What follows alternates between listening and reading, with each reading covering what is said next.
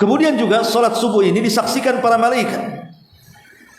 Disaksikan para malaikat sama dengan salat asar.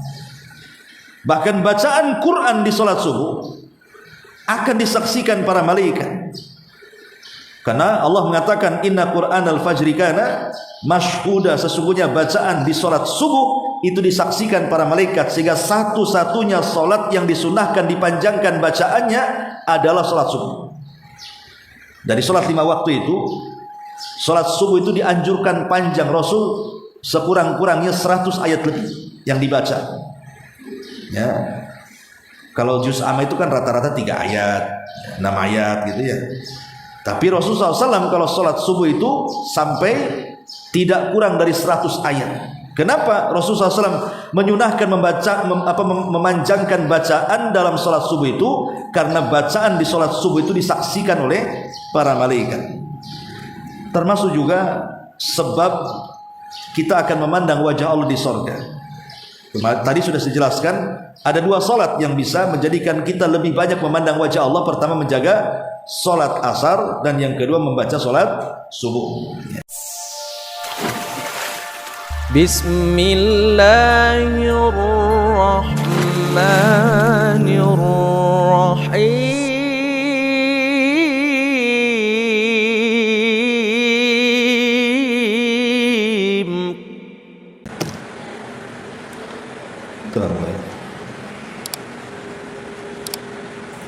Bismillahirrahmanirrahim. Assalamualaikum warahmatullahi wabarakatuh.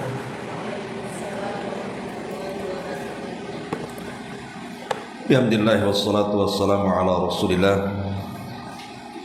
wa ala alihi wa sahbihi wa mawalah wa la hawla wa la quwwata illa billahi wa ba'd.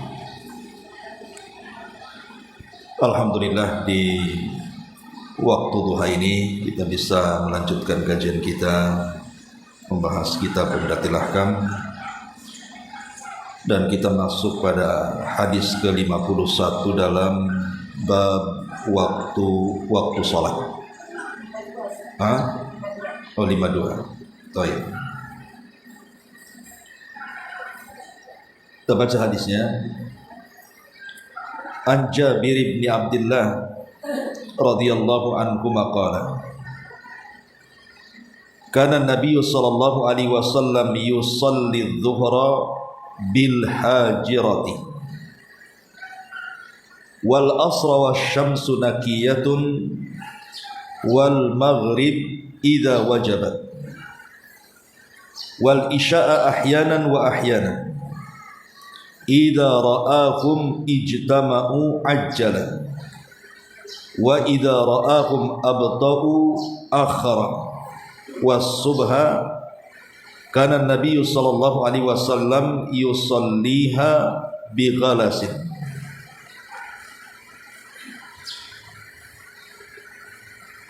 Dari Jabir bin Abdullah radhiyallahu an, beliau berkata,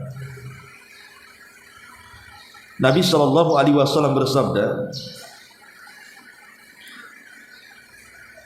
atau Nabi sallallahu alaihi wasallam mengerjakan salat duhur di tengah hari yang sangat terik.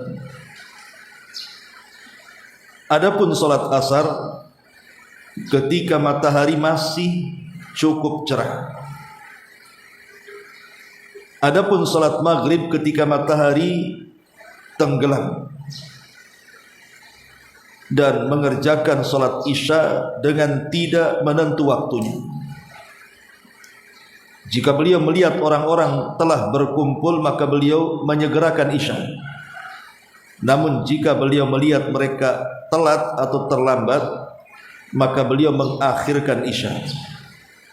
Sedangkan salat subuh Nabi SAW mengerjakannya ketika keadaan masih gelap.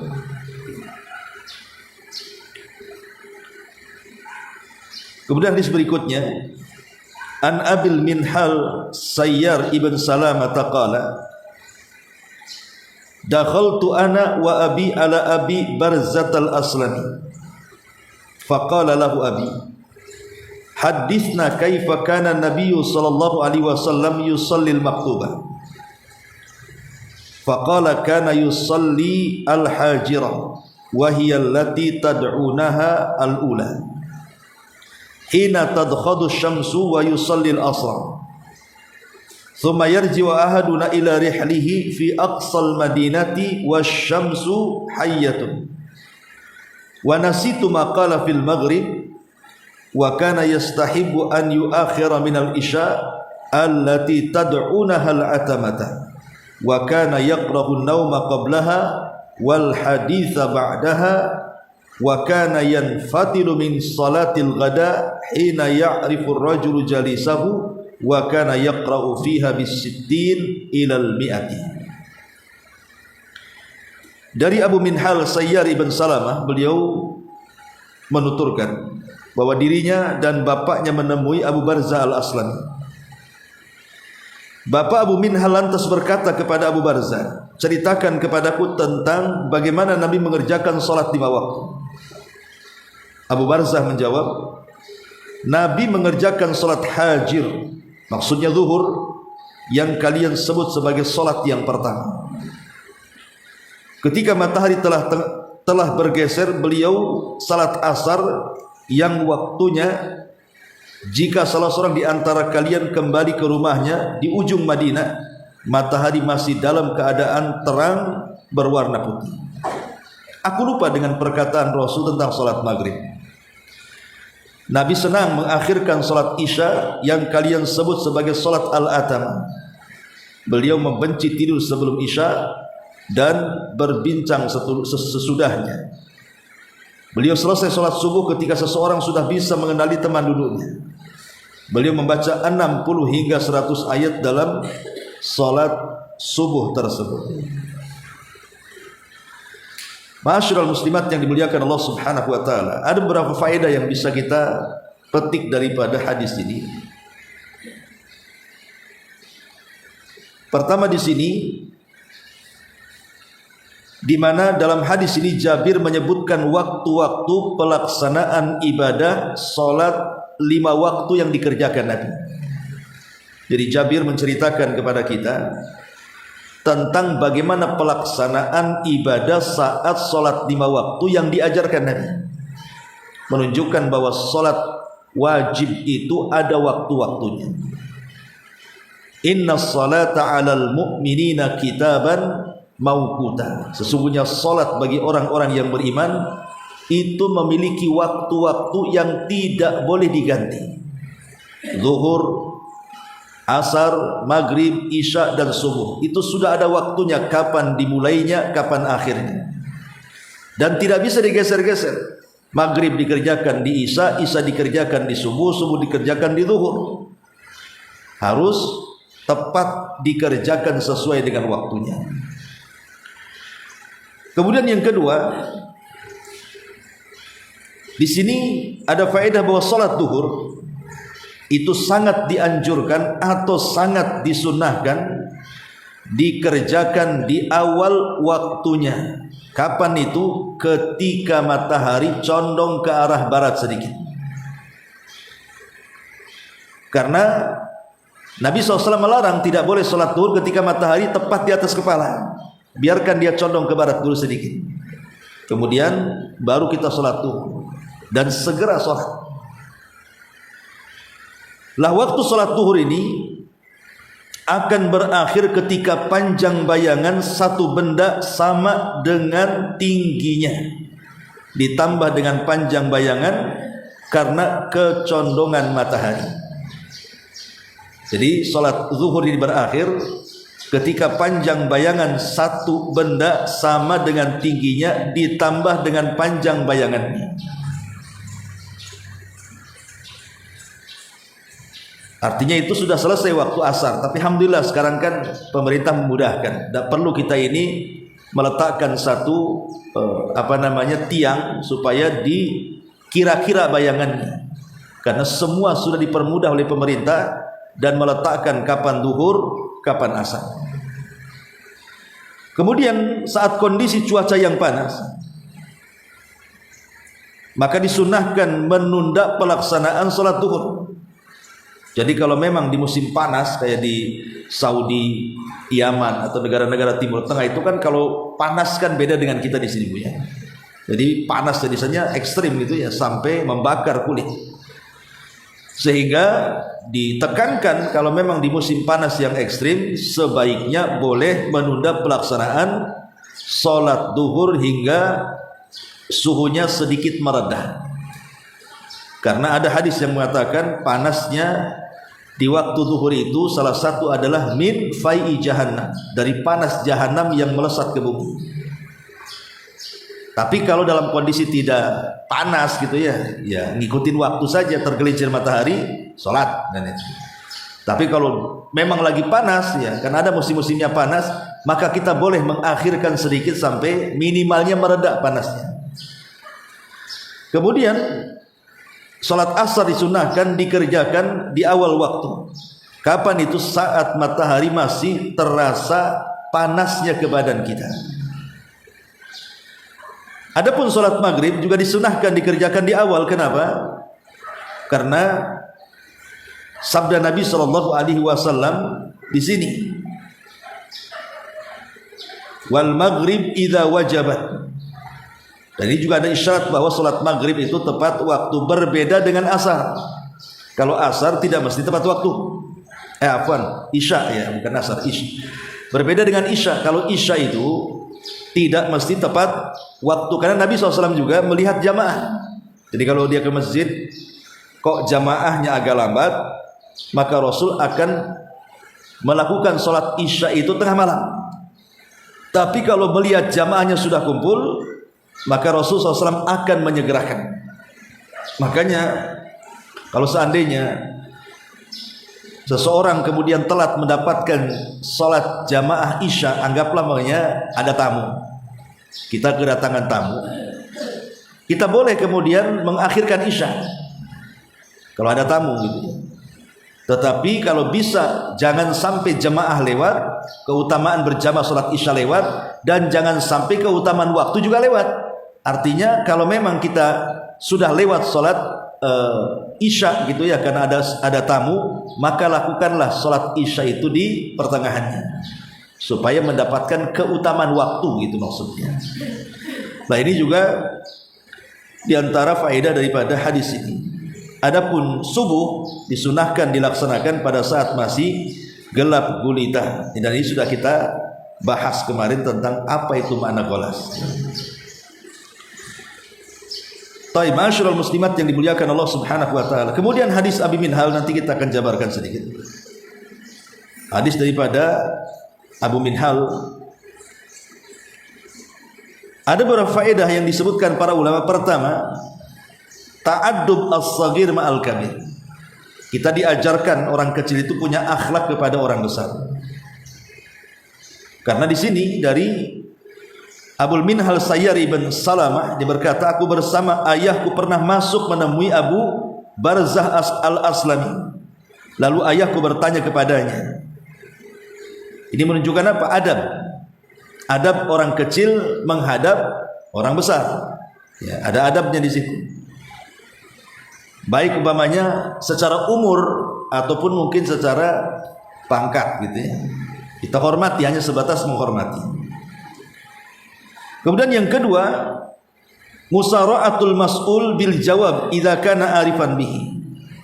Dianjurkan kalau seandainya kita ditanya dan kita tahu dengan jawabannya, jangan diam saja. Segera dijawab.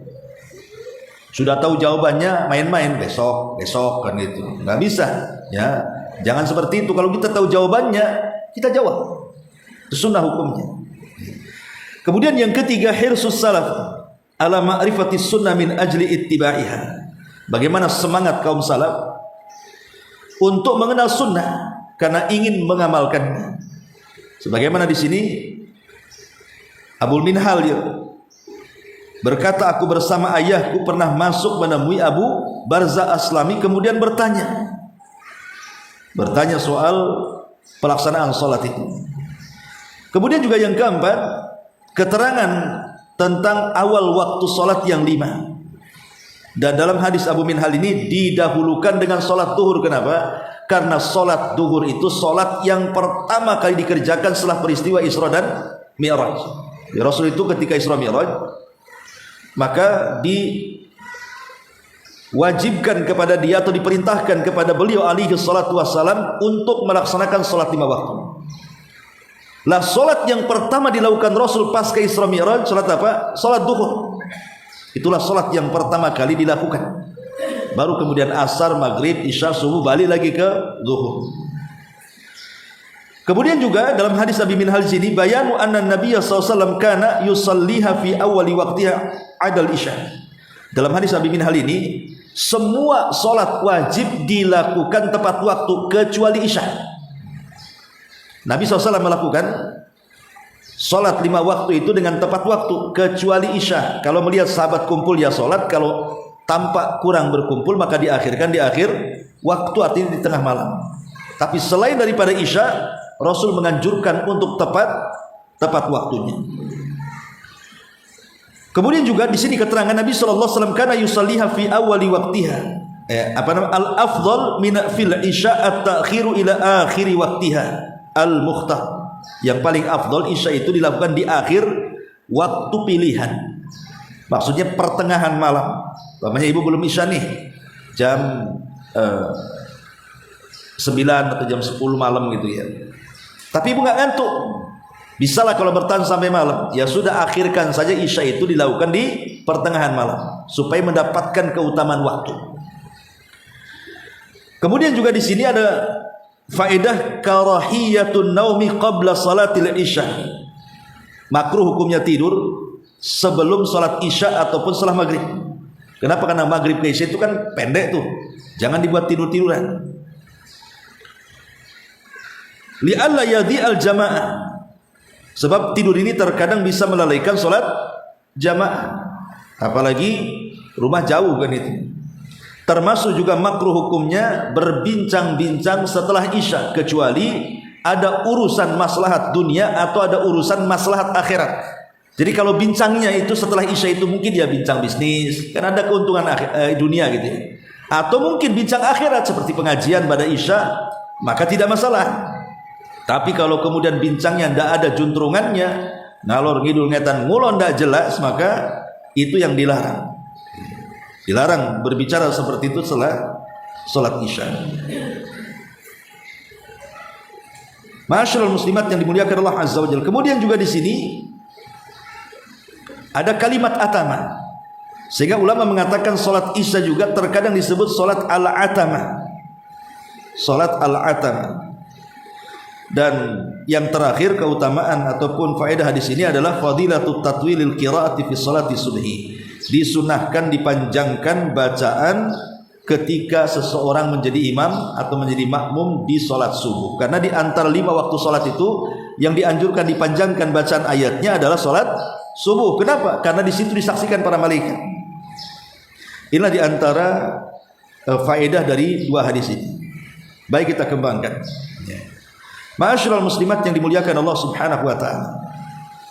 Salat 5 waktu ini memiliki banyak keutamaan dan keistimewaan, masing-masingnya tersendiri-sendiri. Maksudnya maghrib ini keutamaannya, kemudian isya itu keutamaannya, kemudian subuh ada lagi keutamaannya, kemudian zuhur ada lagi keutamaannya, dan begitu juga asar. Lalu apa saja keutamaan-keutamaan yang Allah anugerahkan kepada salat 5 waktu itu? Kita mulai dari salat zuhur dulu, karena memang salat yang pertama kali dilakukan Rasul pasca peristiwa spektakuler Isra dan Mi'raj. Ma'asyiral muslimat yang dimuliakan Allah Subhanahu wa taala. Adapun keutamaan salat zuhur, cukuplah melihat dari keutamaan salat sunnah qabliyahnya atau salat sunnah ba'diyahnya. Kalau kita sudah tahu bagaimana keutamaan salat qabliyah zuhur dan ba'diyah zuhur, maka disitulah kita akan mengenal bahwa sholat zuhur itu sangat istimewa. Kalau sunnahnya saja sangat sedemikian istimewa, bagaimana pula yang wajibnya? Apa saja keutamaannya sholat sunnah di waktu sebelum dan sesudah zuhur itu? Ma'asyiral muslimat yang dimuliakan Allah Subhanahu wa taala. Pertama, Ya. Bahwa Nabi Shallallahu Alaihi Wasallam bersabda, kata Nabi Shallallahu Alaihi Wasallam, man shalla arba'an qabla zuhri wa arba'an ba'daha lam tamassahu nar. Siapa yang menjaga salat 4 rakaat sebelum zuhur dan 4 rakaat setelah zuhur, maka tidak ada neraka yang akan menyentuhnya. Itu keutamaan salat sunnahnya saja. Ibu kalau umpamanya salat 4 rakaat sebelum zuhur, ya tentu 2 rakaat salam ya. Kemudian ibu salat zuhur, kemudian salat lagi 4 rakaat dengan 2 kali salam, maka ibu tidak akan disentuh api neraka. Lah kalau salat sunnahnya saja bisa menjauhkan seseorang dari sentuhan api neraka, tentu salat zuhur lebih hebat lagi karena kan hukumnya wajib. Kalau yang sunnah saja sedemikian hebatnya keutamaannya. Belum lagi keutamaan secara umum. Keutamaan secara umum tentang masalah salat gitu. Seperti salat bisa menghapus dosa, salat bisa mencegah perbuatan keji dan mungkar, dan begitu seterusnya. Ma'asyiral muslimat yang dimuliakan Allah Subhanahu wa taala. Adapun kemudian setelah zuhur ada salat asar. Ya, setelah zuhur itu ada salat asar. Adapun keutamaan salat asar ini besar sekali. Karena salat asar itu adalah salat penentu amalan kita diangkat atau tidak. Jadi salat asar itu menentukan kita, apakah kita akan diangkat amalan kita ataukah tidak diangkat. Karena pertemuan malaikat pencatat siang dan pagi dan juga petang itu dimulai dari subuh dan salat asar. Makanya orang-orang yang menjaga salat asar itu kata Rasul, man hafadha ala baradaini dakhalal jannah. Barang siapa yang berusaha untuk menjaga 2 barad, maksudnya 2 salat dingin, kemudian Nabi SAW mengatakan maka dia wajib masuk surga. Yang dimaksud baradai ini di sini adalah zuhur dan juga asar. Kemudian juga di antara keutamaannya yang disebutkan para ulama tentang salat asar di sini, bahwa salat asar itu adalah salatul wusta, salat pertengahan. Salat pertengahan. Dan salat pertengahan maksudnya di sini adalah salat yang disebut dalam Al-Quran sebagai salat wusta. Kan ada ayat yang mengatakan hafidhu ala salawati was salatil wusta, jaga oleh kalian 5 waktu salat, terutama salat wusta. Sebagian ulama mengatakan yang dimaksud wusta di sini adalah salat asar. Jadi kalau ibu bisa menjaga salat asar dengan baik, maka salat-salat yang lainnya ibu bisa lebih jaga lagi. Karena itu penentu masalahnya. Salat asar itu menentukan ibadah-ibadah yang lainnya. Bahkan lebih daripada itu, penyebab terbesar kita mendapatkan nikmat Allah di surga dengan mampunya kita atau diberikan kesempatan untuk memandang wajah Allah itu, salah satunya adalah orang yang menjaga salat asar. Jadi akan diberikan nikmat yang sangat besar melihat Allah Subhanahu wa taala. Ma'asyiral muslimat yang dimuliakan Allah Subhanahu wa taala, dan banyak lagi. Kemudian setelah asar ada maghrib. Ya. Lalu apa keutamaan daripada salat maghrib? Adapun bicara tentang salat maghrib ini kan memang waktunya itu sangat singkat, karena dia kan dekat dengan isya itu singkat. Makanya sebaiknya jangan sampai kemudian kita mengakhir-akhirkan waktu maghrib sehingga tanpa sadar masuk ke isya gitu ya. Nah, disebutkan dalam sebuah riwayat, orang-orang yang bersegera melaksanakan salat maghrib dan tepat waktu itu akan mendapatkan keutamaan. Di antaranya Nabi SAW mengatakan bara'atun minnar wa bara'atun minan nifaq.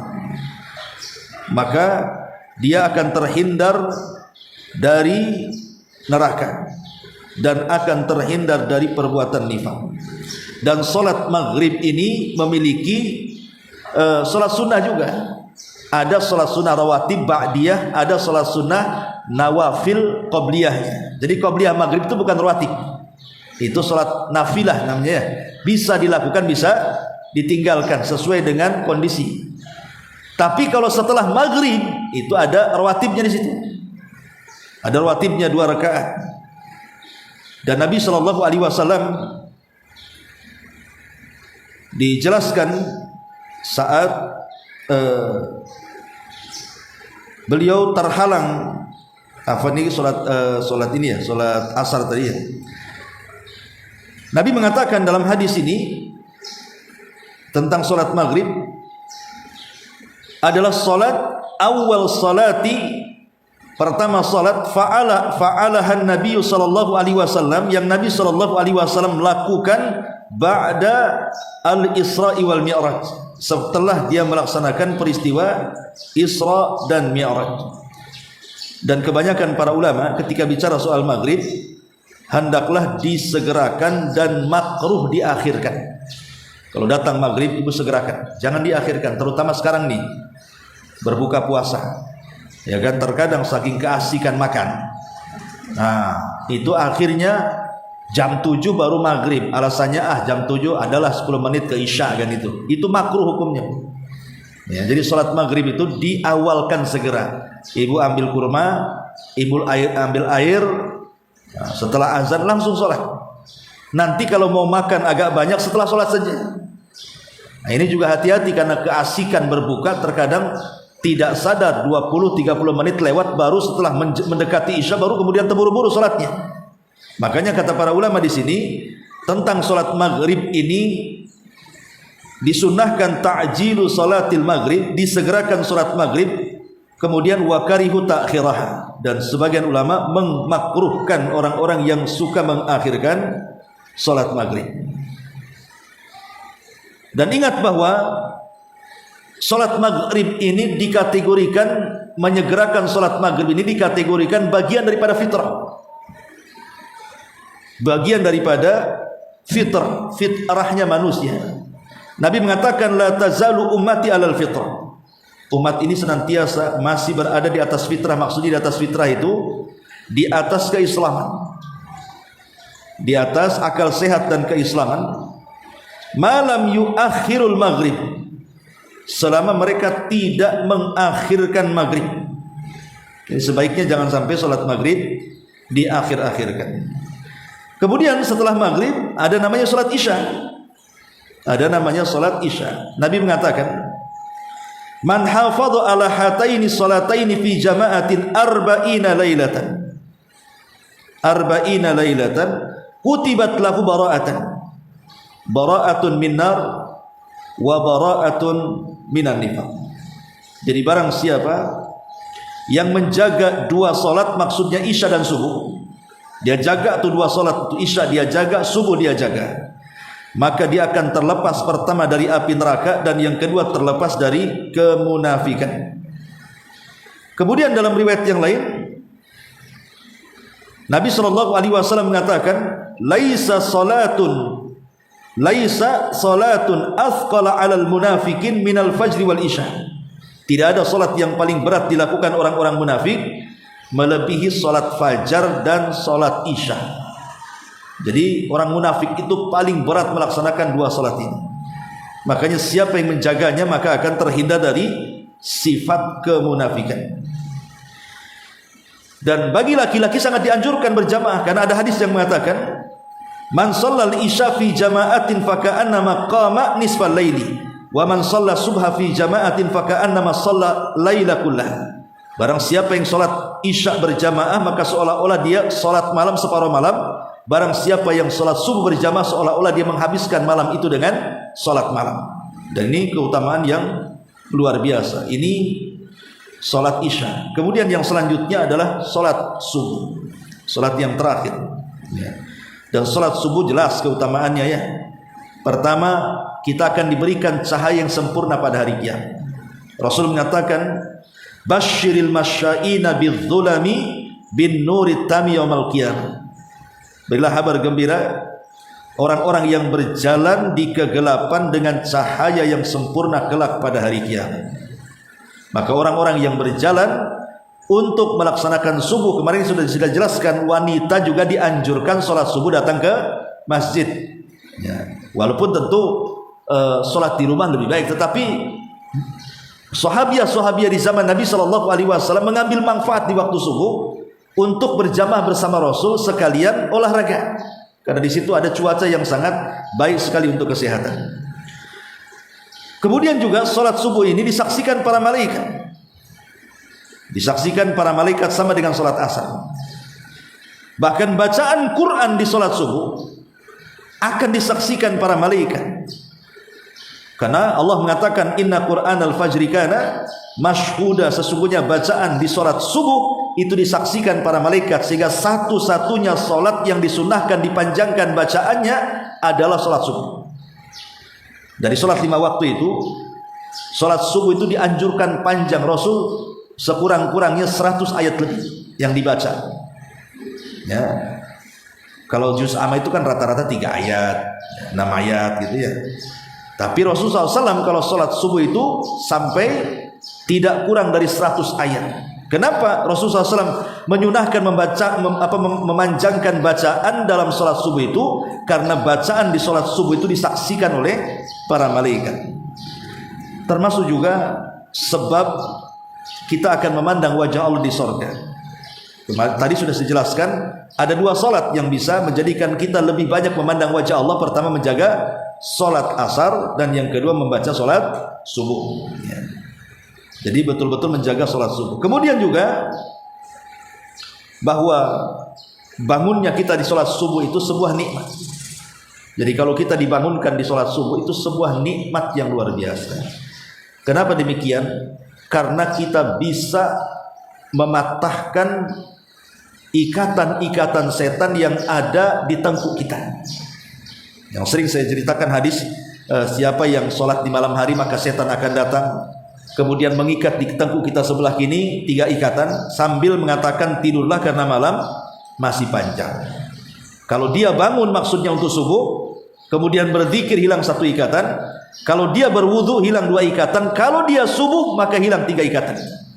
Dan dia akan memiliki hati yang baik, dan dia memiliki tujuan hidup di hari itu.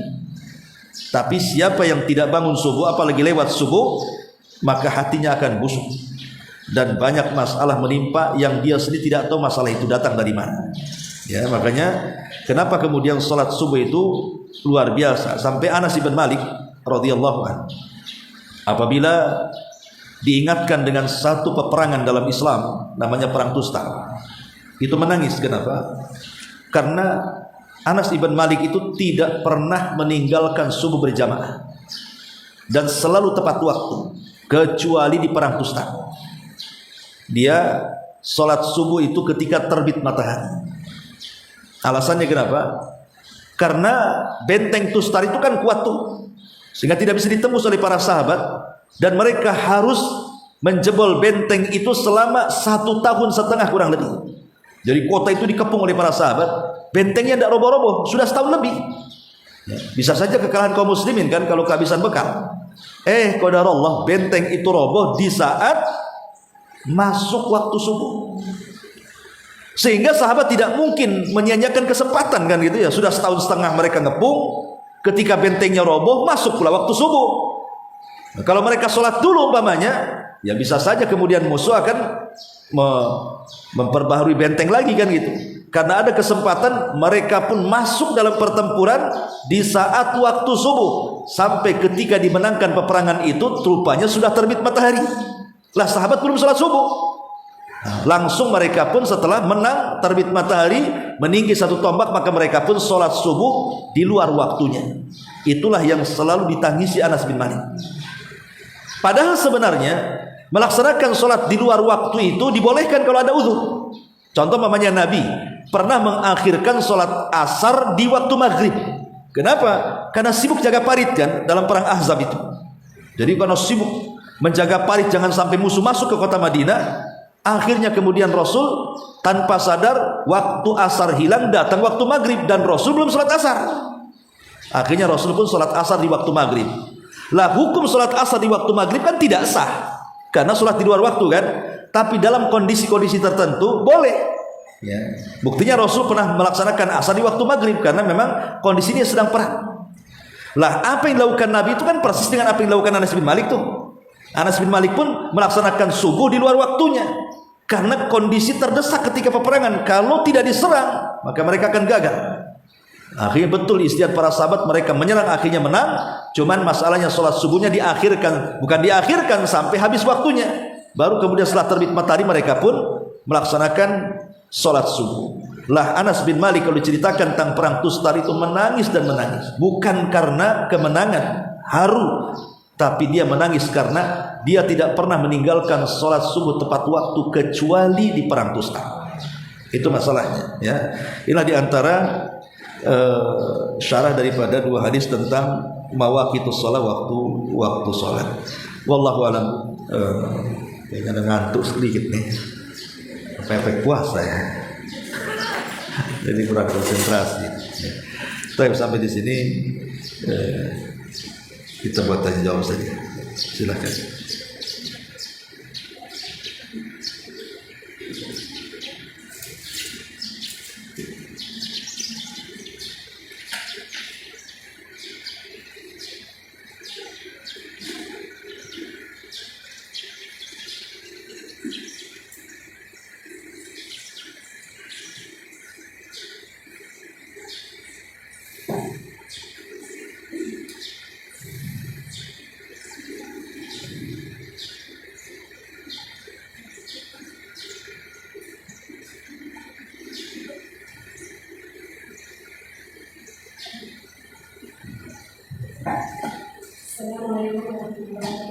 Waalaikumsalam.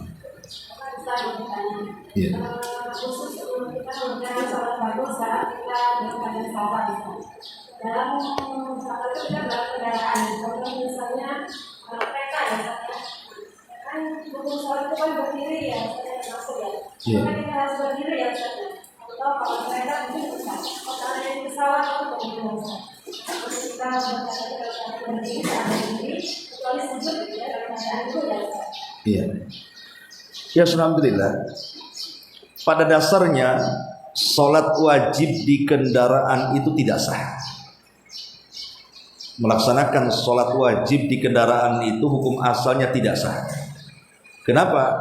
Karena Rasul tidak pernah melaksanakan sholat di atas kendaraan. Maksudnya sholat wajib. Kalau sholat sunnah ya tidak masalah, mau di kendaraan mau di luar kendaraan. Tapi khusus sholat wajib Rasul turun. Mau datang waktu sholat wajib Rasul berada di atas kendaraan langsung turun. Artinya Rasul tidak pernah sholat wajib di atas kendaraan. Hukum asalnya tidak boleh, bahkan tidak sah. Tetapi dalam kondisi-kondisi tertentu maka dibolehkan. Dalam kondisi-kondisi darurat, kata Syekh Utsaimin rahimahullah taala, boleh dalam kondisi darurat sholat wajib di kendaraan. Contoh umpamanya sholat wajib di atas pesawat, di mana lewat dua sholat yang tidak mungkin dijamak dengan yang lainnya. Umpamanya kita berangkat jam 11 naik pesawat, ya. Kemudian turunnya setelah maghrib, kan tidak mungkin dijamak antara asar dengan maghrib, maka terpaksalah sholat di atas pesawat, ya. Lain kalau seandainya kita berangkat jam 11 kemudian sampainya jam 4, berarti kita bisa menjamak dengan cara mentakhirkan, menarik duhur ke asar kan, setelah kita turun dari pesawat. Tidak boleh dijamak di atas pesawat, karena kita masih bisa memungkinkan melaksanakan dua sholat sekaligus yang bisa dijamak. Tapi kalau tidak bisa dijamak, umpamanya asar dengan maghrib ataupun isya dengan subuh, itu kan tidak bisa dijamak. Maka terpaksa sholat di atas kereta ataupun di atas bus atau di atas pesawat gitu. Tapi kalau memungkinkan, kayak kereta kan memungkinkan berhenti tuh, dan kita ada kesempatan untuk sholat di stasiun, maka sebaiknya tidak boleh sholat di atas kereta, karena kan ada kemungkinan berhenti. Kecuali kalau berhentinya sebentar hanya menurunkan penumpang kemudian lewat lagi, kalau kita turun ketinggalan kereta, kalau ketinggalan kereta tekor malah kan gitu, maka itu kan maksudnya darurat ataupun bus dan begitu seterusnya. Jadi intinya kalau tidak memungkinkan turun, maka boleh sholat di atas kendaraan, intinya seperti itu. Adapun kaifiahnya, lihat kaifiahnya. Kalau memang tidak membahayakan, maka posisi kita itu berdiri, karena berdiri dalam sholat itu hukumnya rukun. Ya, tetap berdiri dalam posisi ini. Tapi kalau memang membahayakan, seperti di pesawat kan tidak mungkin berdiri. Yang duduk saja harus pakai seatbelt kan, gitu harus, tidak boleh lepaskan itu. Berdiri macam mana ya, susah lagi kan. Maka boleh dalam posisi duduk, di mana rukuknya tidak lebih rendah dibandingkan sujudnya. Dan ingat bahwa solat dalam posisi duduk itu bukan membungkukkan punggung, tetapi menundukkan kepala. Karena bahasa hadisnya yumi, mengisyaratkan. Jadi kalau kita sholat seperti ini, Allahu Akbar, rukunya gini saja, sujudnya gitu. Bukan begini. Nah, kan ada orang sholat tuh dibungkukkan begini, nanti bungkuk lagi begini, makin bungkuk nanti. Karena lafaz hadisnya yumi'u. Yumi itu artinya mengisyaratkan. Isyarat dengan apa? Dengan kepala, bukan dengan badan. Ya. Jadi cukup pakai kepala saja ruku dan sujudnya. Pamannya rukunya Allahu Akbar, Subhana rabbiyal azim. Kemudian sami Allah liman hamidah. Kemudian sujud lebih rendah lagi, Allahu Akbar. Begitu. Tetap badannya tegak seperti ini, bukan dibungkukkan. Ya. Jadi sholatnya seperti itu ketika di pesawat. Ya pokoknya posisi sholat duduk memang seperti itu. Mau di rumah, mau di apa, orang sakit banyak di rumah kan sholat di kursi ya seperti itu. Cukup diisyaratkan kepala, bukan badannya yang bergerak. Ya. Itu boleh kalau dalam posisi tertentu. Tapi kalau memungkinkan, pemain di pesawat ada musolahnya, ya ke musolah lah kan gitu. Karena pesawat-pesawat besar itu biasanya ada tuh musolahnya itu. Kalau memungkinkan kita bisa berdiri kan itu rukun. Tapi kalau tidak memungkinkan ya sudah duduk saja. Wallahu a'lam.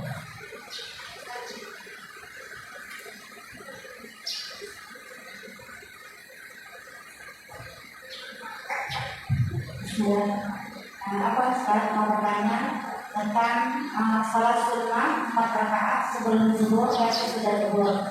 Ada sebagian Ustaz yang mengatakan bahwa dikerjakan 4 rakaat langsung sebelum dan 4 rakaat langsung juga sesudah. Sebaiknya bagaimana Ustaz? Kita lakukan 2 rakaat atau 4 rakaat langsung, apakah boleh? Enggak, itu 2 rakaat salam, 2 rakaat salam. Bukan 4 rakaat langsung. Ya karena sholat sunnah itu tidak boleh sama dengan sholat wajib. Kalau 4 rakaat langsung nanti sama dengan duhurnya nanti.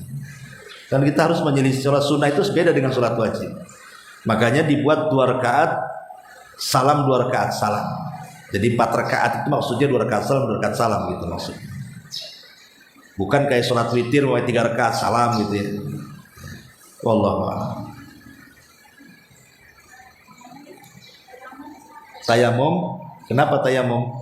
Caranya, tayamum itu caranya cuma 1 kali tepukan saja. Memang banyaklah ya khilaf ulama ya, tapi menurut redaksi hadis ya tayamum itu cukup memukulkan tangan di dinding atau di meja lah seperti ini.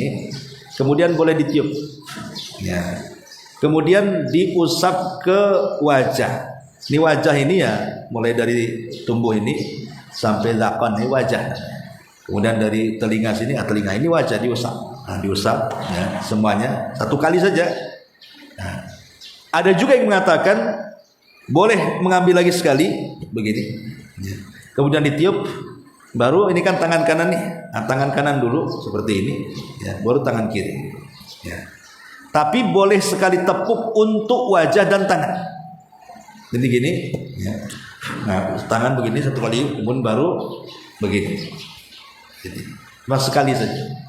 Ada dalam mazhab Syafi'i memang sampai di sikut sini. Dalam mazhab Syafi'i sampai sini. Jadi bukan hanya gini, tapi baru begini. Dalam mazhab Syafi'i. Tapi yang kuat wallahu alam cukup sampai telapak tangan saja. Itu zahir hadisnya seperti itu. Ya, zahir hadisnya. Wallahu alam. Dan tayamum untuk pengganti wudhu sama dengan tayamum untuk pengganti mandi junub. Umpamanya ibu melakukan hubungan suami istri malamnya dengan suami. Toto pas subuh nggak ada air pula, kan gitu ya. Nggak mungkin ngetuk rumah tetangga pinjam air untuk junub, malu kan? Nah, maka cukup ibu tayamum saja. Pertama tayamum diniatkan untuk mandi junub, kemudian tayamum lagi diniatkan untuk mengganti wudu. Bentuknya gimana? Sama. Ya. Karena di masa para sahabat, Ammar bin Yasir radhiyallahu anhu, ketika dia junub, dia belum tahu tentang tata cara tayamum untuk junub. Dikiranya tata cara tayamum untuk junub itu sama dengan orang mandi. Jadi dia guling-guling di pasir. Ammar bin Yasir itu guling-guling supaya kena semua, maksudnya badannya dengan pasir. Kemudian diceritakan sama Rasul. Kata Rasul, bukan seperti itu, kata Rasul. Cukup seperti ini. Kemudian memukulkan tangannya ke dinding, kemudian meniup, mengusap wajah dan kedua telapaknya. Jadi sama saja, baik tayamum untuk mandi junub atau tayamum untuk berwudu. Dan ini bentuk kemudahan Islam. Jangan gara-gara tidak ada air, suami mengajak ibu untuk berhubungan, ibu nggak mau, alasannya nanti besok mandi pakai apa. Islam itu tidak sesulit itu. Ya. Lakukan saja, besok nggak ada air, tayamum, selesai. Apa masalahnya? Itulah menunjukkan Islam itu mudah, jangan dipersulit. Ya, karena bisa mandi junub diganti dengan tayamum. Wallahu a'lam. Ada satu lagi Ustaz. Iya. Soalnya orang yang sedang sakit dan duduk tidak bisa melakukan tangan, jadi diisyaratkan dengan mata ya Ustaz. Ya, dengan mata bisa, dengan kedipan, ya, atau dengan badan yang lain yang bisa bergerak. Namanya ini jari masih bisa. Nah, namanya nggak bisa nih, lehernya kena apa gitu, kecelakaan atau apa kan. Nah, kalau masih bisa badannya yang membungkukkan ya bungkuk. Tapi kalau nggak sama sekali ya pakai tangan. Ya, kalau nggak bisa ya pakai mata. Pokoknya boleh semua anggota badan itu dijadikan alat untuk itu. Tapi kalau memungkinkan mengisyaratkan dengan kepala sesuai dengan redaksi hadis, ya begitu caranya. Wallahu a'lam. Kita sampai di sini. Subhanallah bihamdika, asyhadu an la ilaha illa anta, astaghfiruka wa atubu ilaik. Allahu ta'ala alam. Assalamualaikum warahmatullahi wabarakatuh.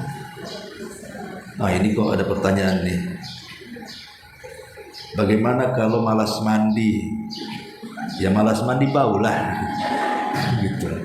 Ya tidak boleh malas mandi. Kalau junub ya mandi kalau ada air kan itu. Kecuali ada uzur kesehatan, kata dokter jangan sentuh air dulu. Atau kalau kena air nanti sakitnya makin parah kan itu. Ya. Kalau malas ini bukan alasan untuk tayamum. Subhanallah bihamdika, asyhadu an la ilaha illa anta, astaghfiruka wa atubu ilaik.